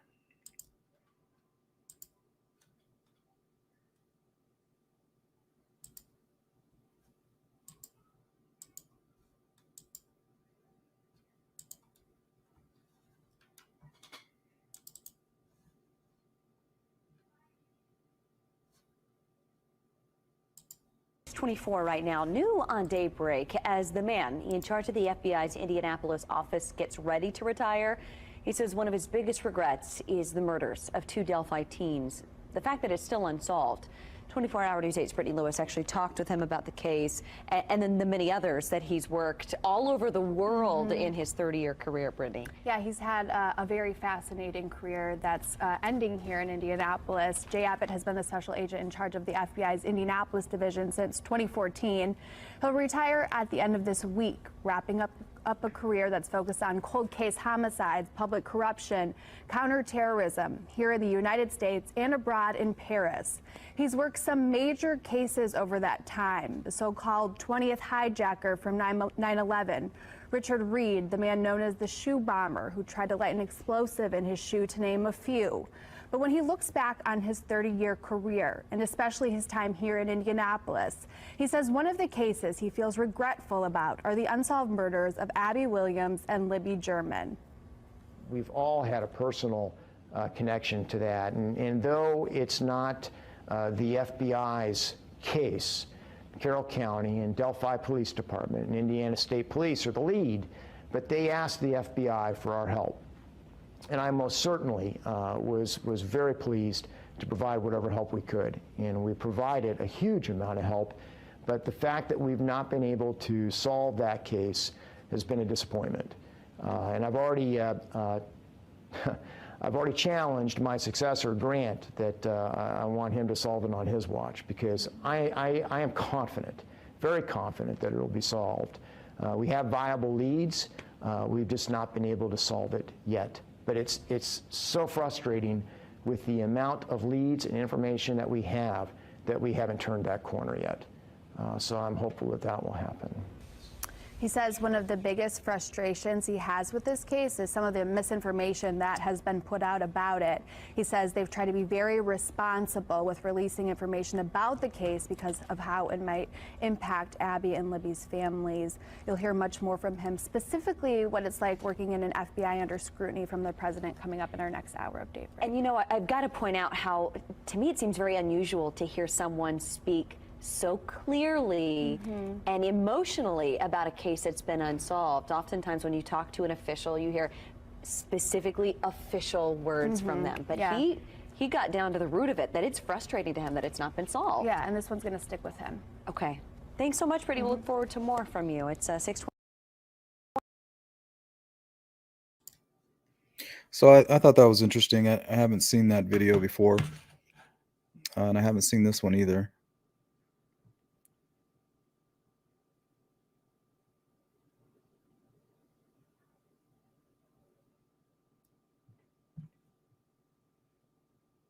So this one actually has,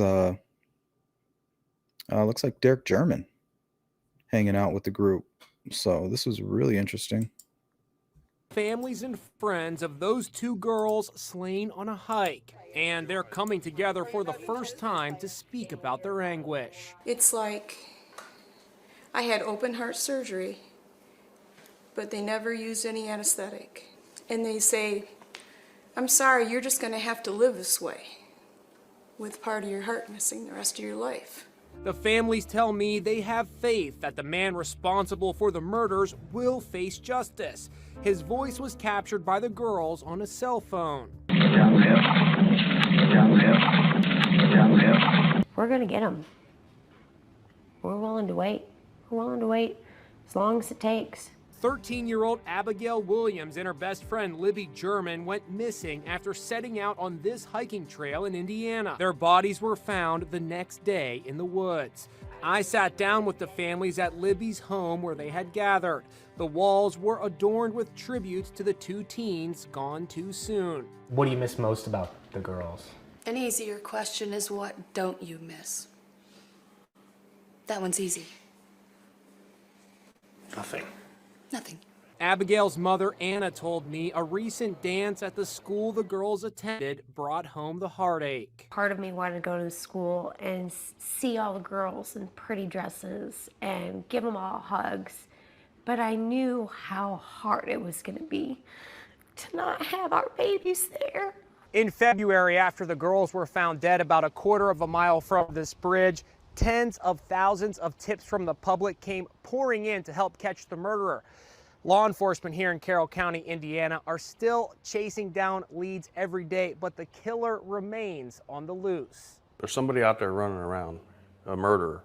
This just released composite sketch of a suspect is raising hope. It actually gives a better view of the person in the picture that you see down below. Cops say he's white, between 5'6" and 5'10", weighs 180 to 220 pounds, and has reddish brown hair. Despite their sorrow, the families still have moments of laughter, sharing memories of their girls. Abigail had a real sweet tooth.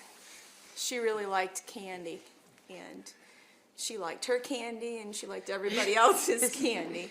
We haven't messed with Libby's room much at all, other than going up there and cleaning up all the candy wrappers. Yeah. We got a whole trash can full of candy wrappers. So Another shared interest. Yeah, right. Oh, yeah. Grief, however, is what unites these two families now and forever. There's a hole in our families and in our hearts that will never be repaired.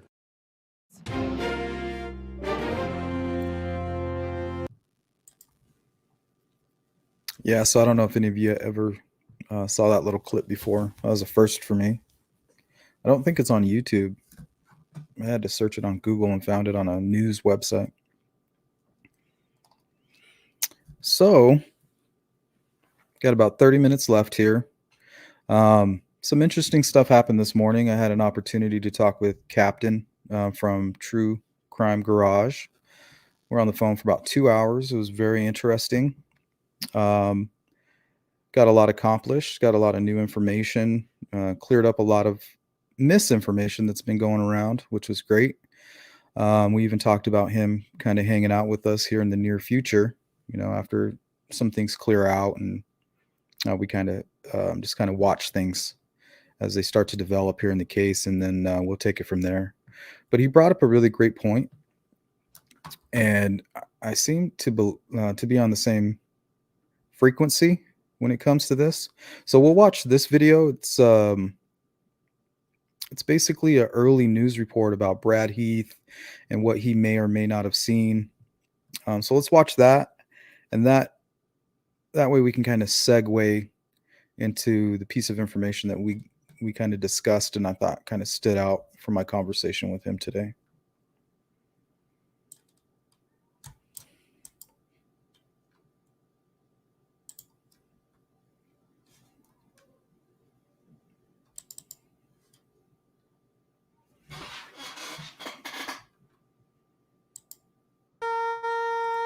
And tonight on the bridge across 25, Brad Heath blows the sacred shofar. Specific directions from the Lord to come and pray over this bridge today. Well, the Bible says in Nehemiah, when you hear the sound of the trumpet, the Lord begins to fight for his people, and the people of Delphi need the Lord to fight for us in this time, this trying time. Tonight.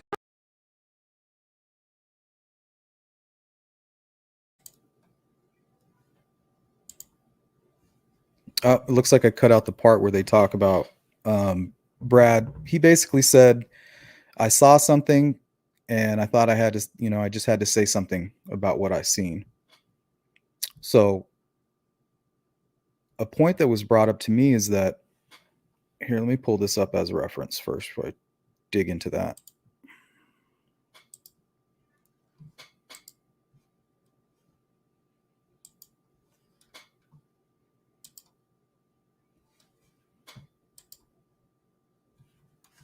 Okay, so let's take a look at this here. So Brad, he may have very well been a witness for the Young sketch. You know, he was out there, I believe, working near the cemetery, if I'm not mistaken, in and around that area as an exterminator, I believe. So if he says he saw something, he felt he needed to, you know, turn that information in. The captain from True Crime Garage pointed this out to me. He said, well, Brad, you know, whenever he sends out an eBay, one of his packages that he sells on eBay, he includes a certain flyer from the case. But the flyer that he shares, it's never the older flyer. It's always the image of the Young sketch. So this post is from Fort Wayne's NBC. Says Brad Heath puts a flyer of the Delphi double murder suspect in all of his eBay packages that are sent across the country, complete with QR codes that show the video and the audio of the man. So this is like something he put together.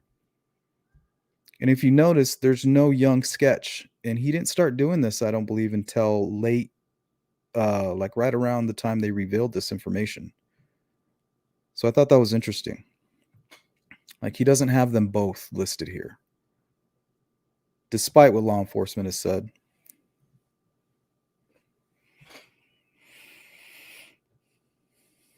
So if he's a potential witness and he saw Young bridge guy, excuse me, and this is the flyer he chose to share,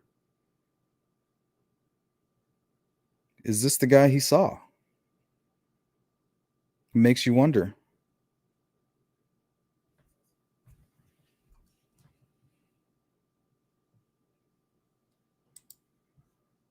Yeah, so I thought that was very interesting.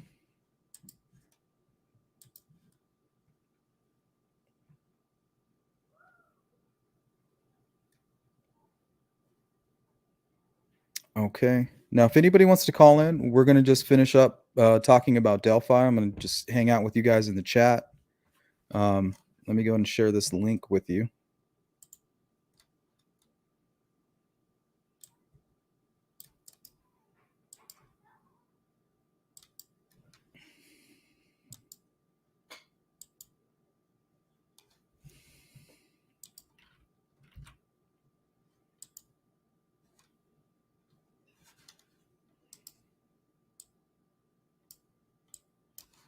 Whoops. So we're going to end the poll, and I'm going to share the link.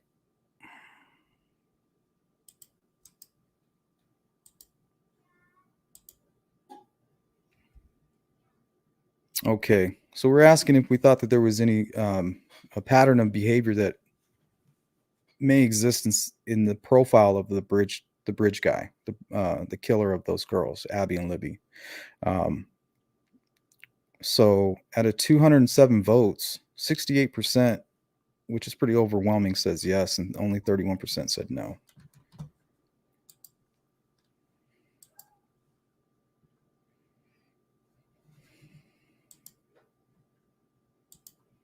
It's interesting.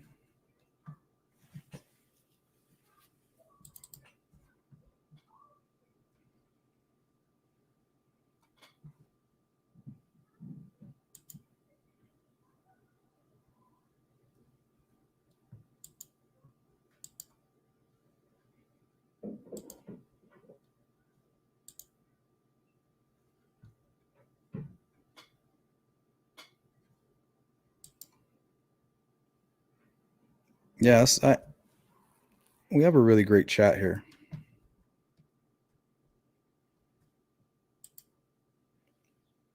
You know what? I don't know what to think. I'm just, you know, we don't have enough facts to put it together. And if we did, law enforcement would already have those facts. You know, there's probably nothing that we know that they don't know. So that's kind of what we should be searching for, you know, just looking for strange things, maybe something they didn't notice. You know, you don't have to be a trained investigator to know, you know, something is a little off with somebody or a certain situation. And, you know, we're all curious people. What's up, Randy? Let's take a look here.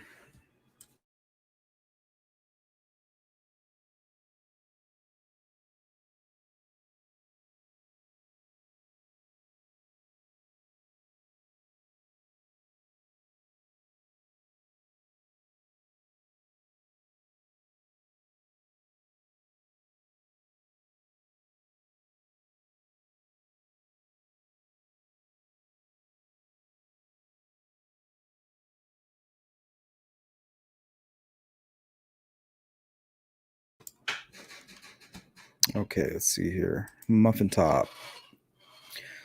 I know the police can't reveal too much, but it's been 5 years. They claim there's more audio and pictures. Release something. People on social media are really good. We are stronger in numbers. Well, I mean, they did give us the time of the murders, or the time of the bridge walk, the motion video. So we know whoever did this was on that bridge right at 2 o'clock.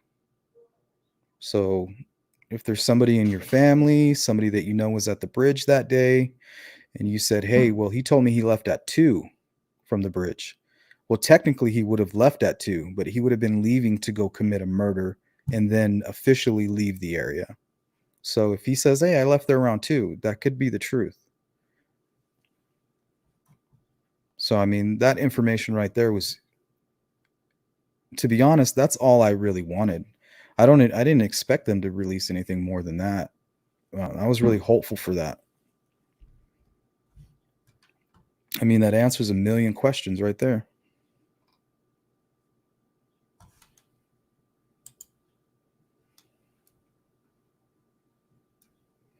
So we got about 15 minutes. I did post a link if anybody wants to call and just say anything. You're more than welcome to. I felt I should open up the last 15 minutes for any discussion or questions or comments.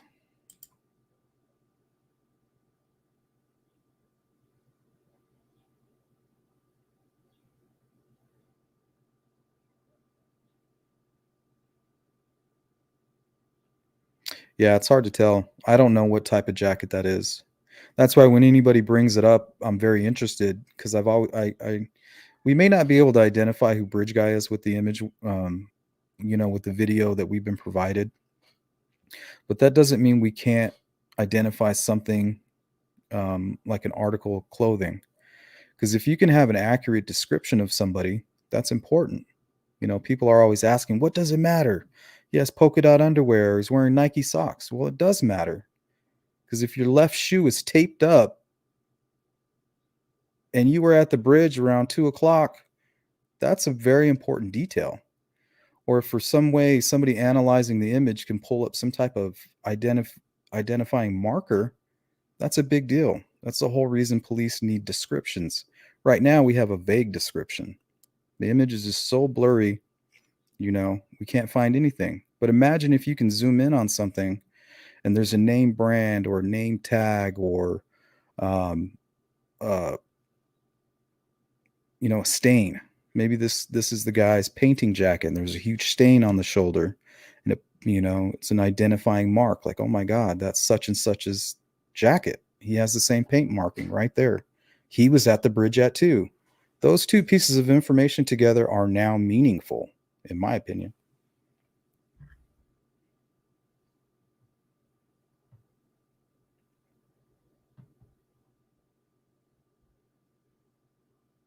So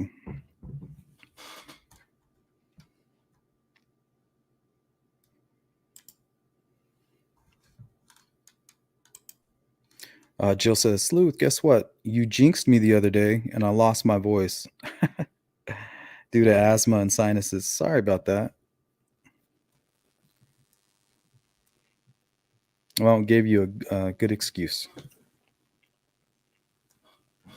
I've been trying to get her to call in.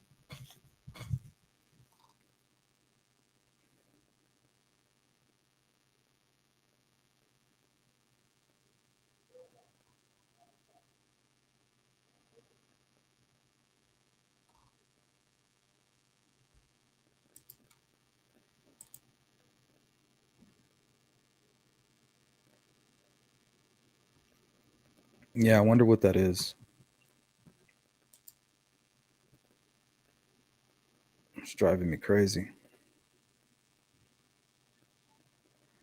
And it almost looks like the jacket doesn't even go all the way down. It's like one of those halfway ones. Or maybe that's not even a zip up right there. It's like a scarf or something that hangs down. Just so happens to be a similar color of the jacket. And people, once again, like, oh, what does it matter what he's wearing? That is pointless. Oh, it does matter. The same way it mattered in the Thomas Bruce case.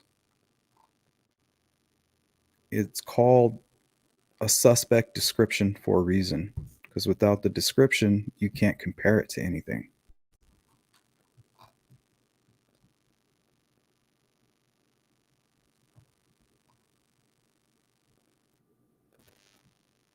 Let's see. 4 to 5 men in Peru have similar jackets. It's like a club. That would be horrible. Yeah, but it's true. I mean, that's a very common color.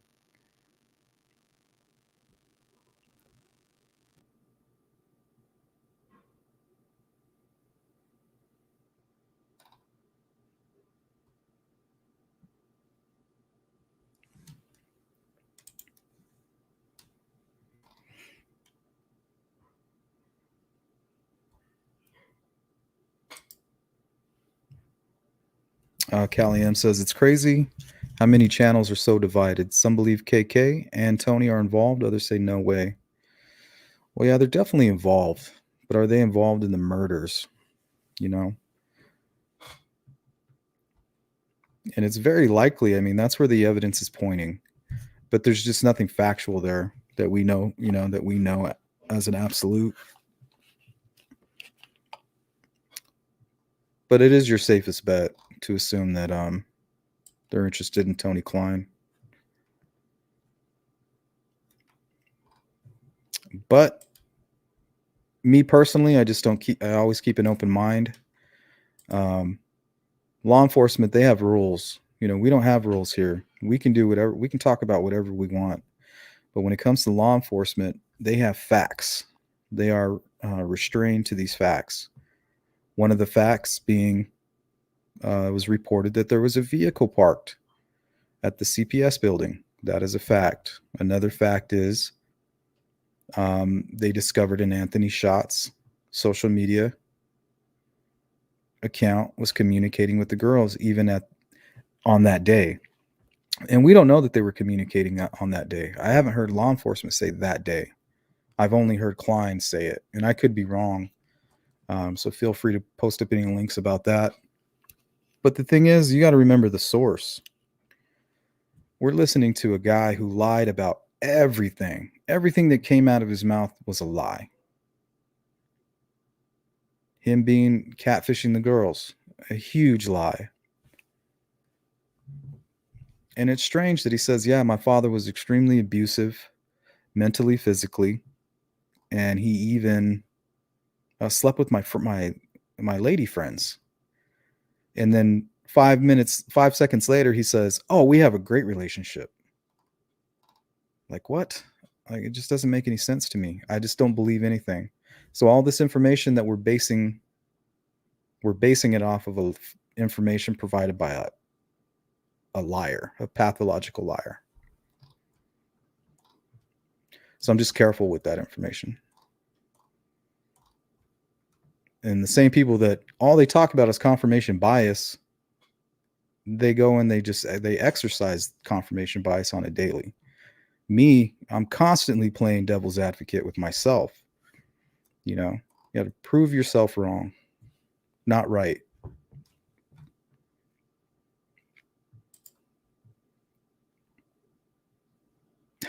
I saw that.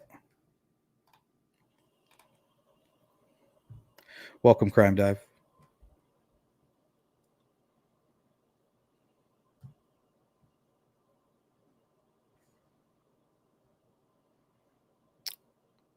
So let me add one more little video here.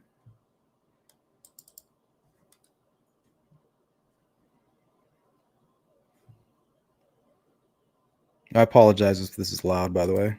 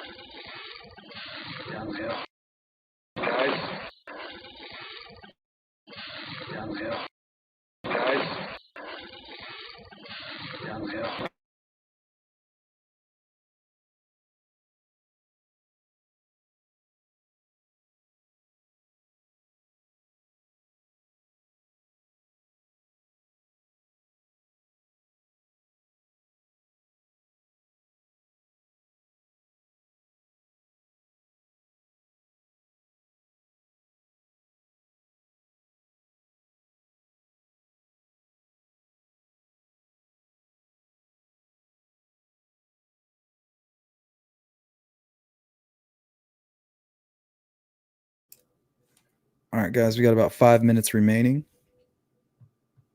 I'll just hang out in the chat for a little bit.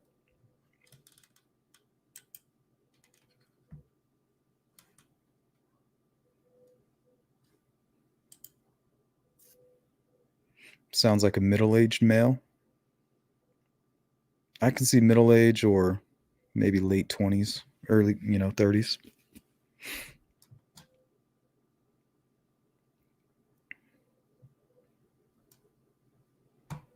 You got to question what state was he in. Was he running? Was he drunk? Was he out of breath? Did he have a cold?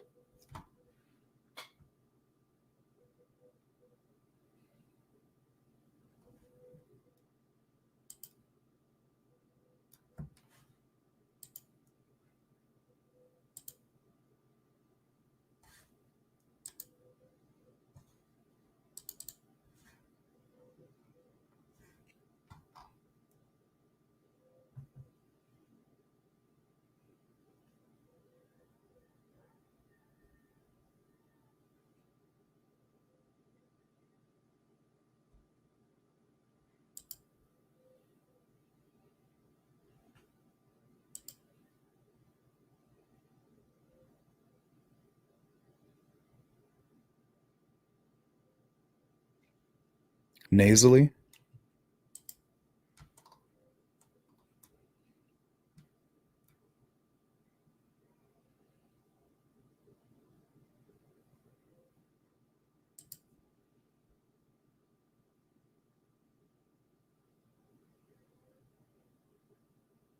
Yeah, that wouldn't be hard.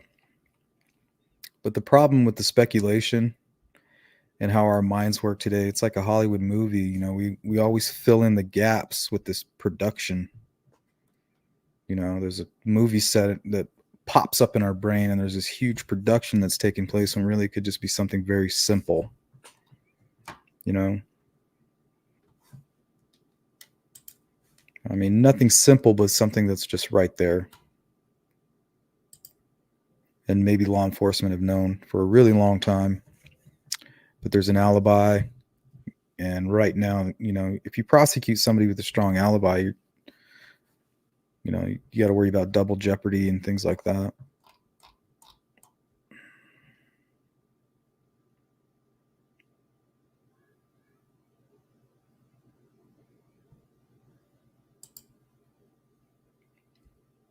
Frank Meister says, as a former radio broadcaster, I believe the audio was altered.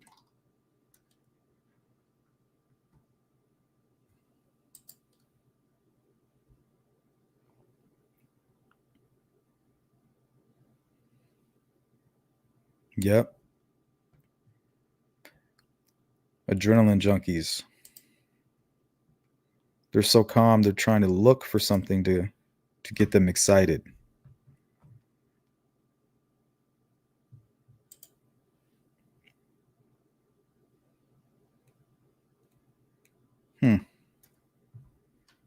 Yeah, something's got to explain why this wasn't solved right away. And that's why we get the thoughts of corruption and stuff like that. You gotta wonder, does this person have friends, family that are involved in the investigation, or somebody that could kind of, I wouldn't say control the investigation, but kind of sheepdog it into like a certain direction, even if it's a nudge.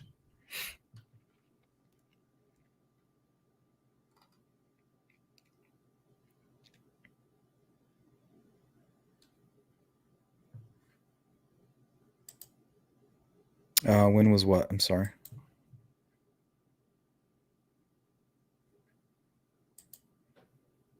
sleuthintuition@gmail.com. And sorry if I'm not getting to your emails. I promise right after this, I'll go through them all.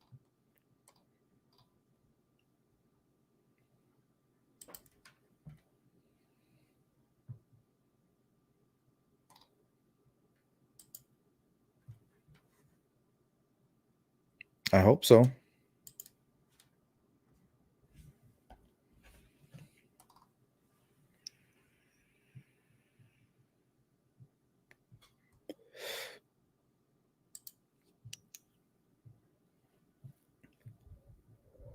The captain says the clip of BG is subjective. I see a younger person every time I see it, but I get how people see an older man. Yeah, I was trying to take a really close look at the images, and I swear I can see some type of a mustache.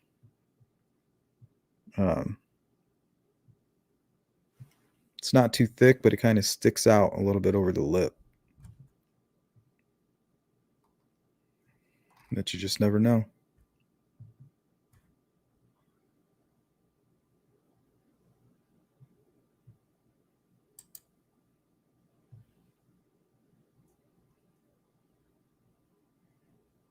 Yeah, I mean, when it comes to JP, he was his own POI. Like he was in such a crazy state of mind that he thought he could have done this. And that happens to a lot of people.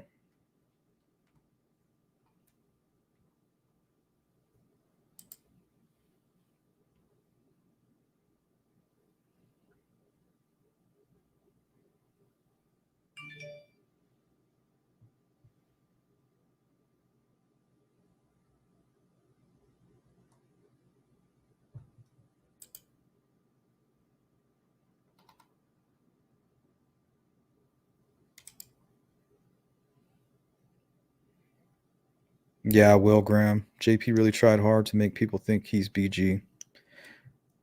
Or he went looking for information to try to prove that he wasn't. Like, hey, am I? Did I do that?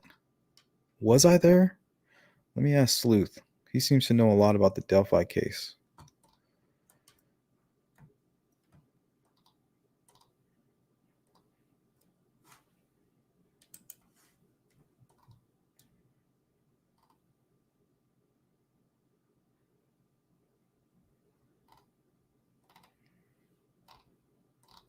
Okay, I'm going to take one more good question, then we're going to call it a night. We're right at that 2-hour mark.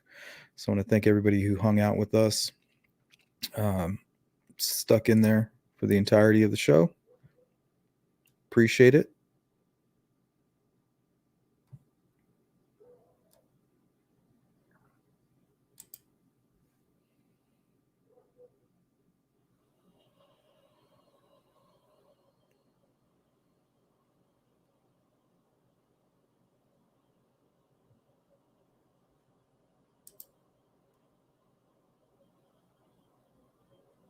Yeah, I mean, you can't rule out any possibilities, but from what I can do as an armchair sleuth, I did it.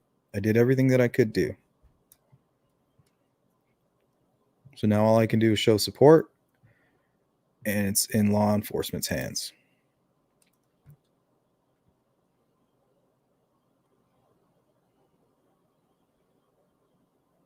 Yeah, the West Memphis case, that was horrible. Talk about the ups and downs for that family. Man, what a nightmare.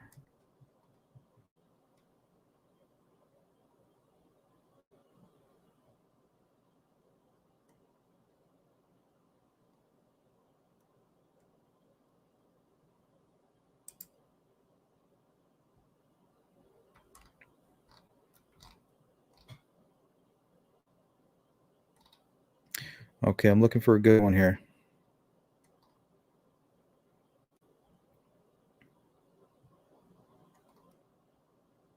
Not that they're not all good, Maybe I gotta go back up.